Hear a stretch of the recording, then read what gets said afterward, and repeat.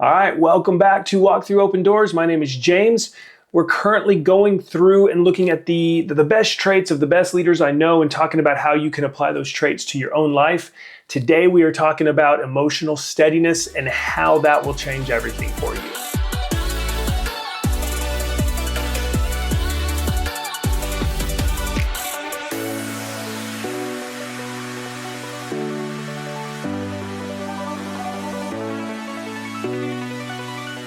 All right, so this is a topic that I haven't gotten into fights with people about it, but I've had arguments or discussions about the idea of emotional steadiness. For some reason, this is pretty. It's not controversial, but it's something I hear people debating today. People will say, well, I should be able to express and experience my full range of emotions, and I should be able to speak my truth and be who I am. And cool. I don't know. I don't know what any of those things actually mean. But what I can tell you is that we all naturally mistrust people who can't control their emotions. We all see the destructive actions and characteristics of people who cannot control their emotions. And we all we don't turn to people who don't have a sense of emotional steadiness. In the leaders that I work with, the thing that I notice about them is that even when things are going wrong, and as a leader, this is just straight up true. Leaders deal with more stress than the people they are leading. Leaders have to have, everything comes at them first. And then they have to make decisions, and those decisions filter down to the people below them or other people in the organization, however you want to frame that hierarchy. There's no way around this. And because of that, it's extra important that the leaders be able to have some kind of steadiness, to be able to manage their emotions in a way where those emotions do not disrupt and destroy what they are trying to do. Let's go back to the illustration of a pilot again. We talked about how somebody, there's a passenger on a plane and they're struggling, they're having a hard time. That sucks for that person. I feel bad for them. Let's say they even get out of hand and they stand up and they start causing a ruckus, and the flight attendants and the air marshal has to tackle them and stop them. That sucks, and that's a mess. None of that is anywhere near as big a problem as if the pilot loses their shit and starts to act up. When the pilot does that, everybody on the plane dies. This is how it is with leaders. Leaders and the things that they do and the things they don't do have extra consequences. They have deeper consequences that affect more people. If something goes wrong, there's some kind of a malfunction or something, and the pilot freaks out and starts crying and screaming and is running up and down the aisles, oh, we're all gonna die, we're all gonna die. Not only is that gonna unnerve everybody on the plane, it's they're not up there flying like they should be. As leaders, emotional steadiness is of the utmost importance because they have to be able to make decisions from a place of emotional steadiness. They cannot be making it from panic and fear or even envy, or this sense of oh, I don't know, I don't want people to think this of me. When leaders make decisions out of those things, the decisions are not good because they're not basing them on the factors that are in front of them. They're basing them on these arbitrary metrics that are going to influence their decision in a way that's not helpful. As we're talking about, you are the leader of something. At the bare minimum, you are the leader of your own life. But I'm willing to guess that you lead in other ways. Maybe you serve in your church. Maybe you lead a classroom full of kids. Maybe you lead your family. If you have kids, you are leading. Your kids are looking to you. I don't give a shit if you want to have some kind of, hippie, we're all equal family.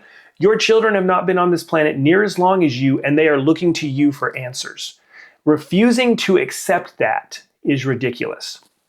I have sympathy for you. When I first started therapy, when I first became a counselor, good God, 10, 15, 12, 13, 14, 15 years ago now. It's been a while. I wanted to be completely collaborative. I wanted everything to be just even there's no hierarchy here. You're the expert of your own life, and you are the expert of your own life. But if you knew that much about your own life, you might not need a therapist. You might not need a coach. You might not need anybody else. None of us are so much of an expert of our own life that we don't need help from somebody for something. And so this collaborative thing I wanted to do, it's all equal and we're all the same. One of my supervisors confronted me on it and just said, hey, I need you to think about this because they are coming to you because you have a certain set of knowledge that they don't have. You have had an education and experience that makes them look at you and say, oh, maybe this person can offer me some insight. And he said, if you refuse to embrace that, you're going to not do the job that they need you to do. And I said something along the lines of like, I just don't want to establish any kind of hierarchy, and I don't want to reinforce those structures, man. In my head, I sound like the dude saying all that. And he said, so there's no power structure here at all. And I was like, no. And he said, who's paying who? Well, shit, there was something there. What I learned from that is that by refusing to accept that authority that was being given to me, I was not doing the job I needed to do for people. If you do not accept the leadership in your life, you will not do the job you need to do for yourself. You won't do it for your kids. You won't do it for your spouse. You won't do it for your employees. Authority is not a bad thing when exercised well. And one of the most important ways to exercise authority well is to cultivate emotional steadiness so that like what you choose to do so that people know who they're dealing with. They can know that the decisions you're making are because they're in the best long-term interest for everybody involved, not because you watched some sad movie last night and you're in your feelings, or not because you're hungover and you're feeling anxious, not because your marriage is falling apart and you're not dealing with that, so you're acting out all these like vague frustrations on everybody around you. Like if you don't have emotional steadiness, you don't have any business making decisions for other people. And you have to be careful about the decisions you make for yourself, because you are making them out of the conditions of the moment rather than the larger conditions of the world, the logical conditions, the things that should actually factor in. You know, when I was a therapist, I encouraged people to remember the acronym HALTS. Hungry, angry, lonely, tired, stressed. To the S, I also added sad, and to the H, I also added happy. Because I remember one time in college, I was doing, you got to understand, like I talked about it before, but my path through college was a shit show. Got kicked out of the first 4. When I finally got in at Texas Tech and started making A's and doing well, like this department I was in really liked me and people took me under their wing. And I got really hyped up on that. I started feeling pretty good about myself. And I signed up for all this different stuff. I signed up to be like the leader or the president or the head of some student organization. I'll do this and I'll take on this paper and I'm going to help this professor with research, forgetting who I was at that point in my life. And so when the inevitable crash came, I let a lot of people down and I made things hard for a lot of people. That decision was made out of happiness. That decision was made as like, oh, I'm feeling like my best self today and I'm going to always feel like this. So I'm going to do it. It's like people make decisions when they're drunk. They agree to like, yeah, let's go do it. Let's go on this trip together. Yeah, I'll meet you for lunch tomorrow. That'll be great. Forgetting like, I only like this person when I'm drunk. You know, people sleep together or wind up hooking up and getting into relationships when they're drunk because at the moment that seems like what you want. Making decisions out of extreme emotions is no different. It's no different. Maybe you're super sad today. You won't be tomorrow probably. Maybe you're super angry. I deal with anger. My life has built a certain kind of anger into me that I have to be mindful of. I do not make decisions out of anger. I think I can safely say ever. Not because I'm a good person, because I've recognized that every decision I've ever made out of anger has had terrible consequences. But here's the cool thing about it. I can be really mad about something somebody said or did or didn't do, and I got this churning going on in my head. But thank God I've invested in meditation and mindfulness and self-awareness, and I recognize the narrative. But that narrative tells me you need to handle this. You need to do something about this. This has to be addressed. I don't address it when I'm angry. I do not address it when I'm angry. And 99.9999999% of all the shit that I think is the end of the world, I forget it when I wake up the next day. It's gone. So praise Jesus, I didn't make a decision out of that. Praise Jesus, I didn't change the course of my life or go talk to somebody or confront somebody that I care about because of this temporary emotion. Leaders have to have this quality. Leaders have to have this quality. They cannot be running around like the sky is falling every time something goes wrong. To some extent, they need to protect their employees from the sky is falling type stuff in the same way that parents do. The number of clients I've had over the years who have told me about the discussions about money and about the condition of the marriage that their parents had with them as children is astonishing to me. It's astonishing. Your kids shouldn't know if you're struggling to make rent. Your kids shouldn't know that. That's not their job. That's not their job. You brought them into this world. Shield them from that. Your kids should not know if you have a shitty marriage because you made a bad choice. Shield them from that. Handle it like adults. Go to counseling. Go do what you need to do. And if you are struggling to make rent and stuff like that, don't be buying them stuff. Don't be buying them stuff they don't need. But like it's our job as leaders in situations to shield other people from those things. That's part of the burden of leadership. Everybody talks about the fun of leadership. Everybody talks about the fun of being in charge. The people who only focus on the fun are bad leaders because they don't want to carry the weight. They don't want to carry the weight of the hard things. And that's usually because they don't have any emotional steadiness and they only want the fun part. Cultivating emotional steadiness in your life, being the same person in every situation as much as possible, will make your life easier. It will make you a better leader of your own life. Now, as always, we're going to dive into this in depth in the walkthrough in the newsletter next Tuesday. But if you want to start cultivating emotional steadiness now, the best thing you can possibly learn to do is to start meditating. Hop on YouTube, get a book, find somebody who's like grounded. I encourage people, find somebody that's more like mental and emotional health meditation instead of like woo-woo spirituality meditation. Nothing wrong with that. If that's your thing, cool. Make sure you learn the basics first. Like the meditation course that I teach, I've taught it multiple times over the years, is called A No-Nonsense Introduction to Meditation. I titled it that for a reason because so much of what I see is nonsense and it's not going to help you. But what meditation does for you, number one, it teaches you to keep your mind on one thing. It teaches you follow your breath, you get distracted and you come back to the breath. It teaches you that all these thoughts that you have and all these emotions that you have are not that important. They come, they go, you don't need to base too much on them, but it teaches you to keep your mind in one place above all else.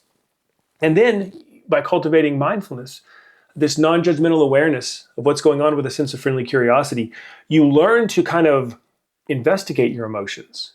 You learn to say like, oh, that anxiety just arose. Where do I feel that? Oh, I feel it in my chest. And you realize it's not actually that unpleasant.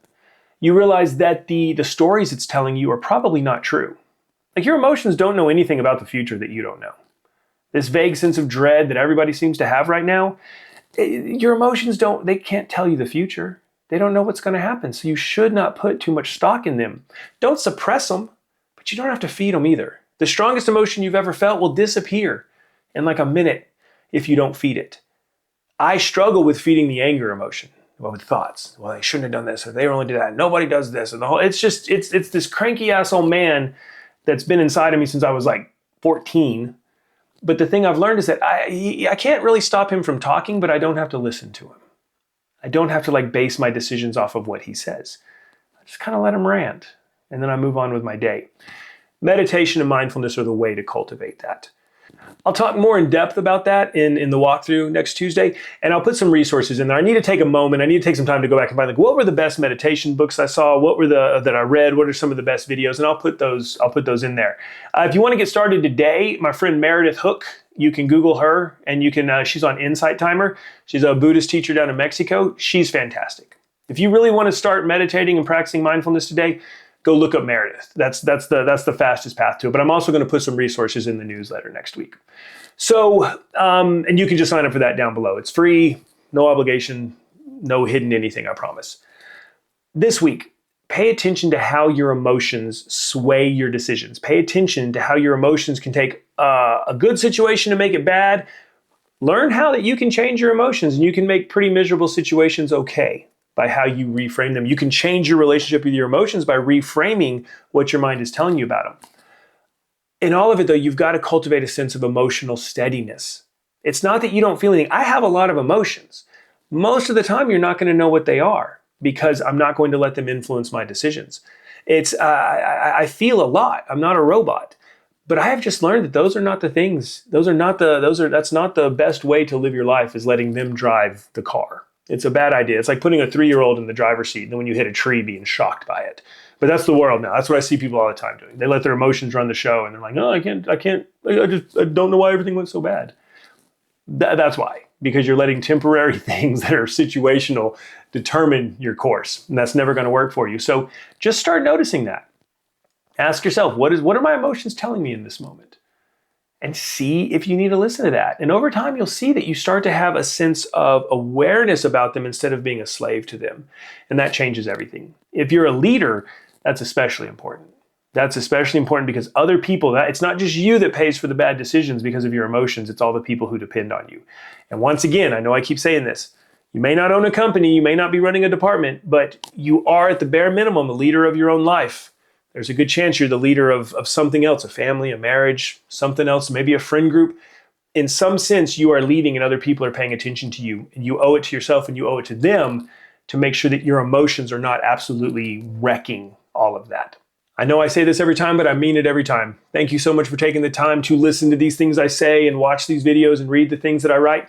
Next week, we are going to talk about the idea of like disciplined execution, of having a healthy sense of urgency, about knowing what you want to do, having a plan and doing it. It's pretty much the basis of everything I talk about, but we're going to talk about it in terms of being a leader and leading your own life and bringing that into your life in a real way. Once again, if you want to keep bringing this stuff into your life in a real way, sign up for the walkthrough. It goes out every other Tuesday. If it's a Tuesday and there's not a new podcast, then there's a newsletter. The link's down below. It's free. Sign up if you want to. If you don't, I still love you, and I will still look forward to talking to you next week. Take care.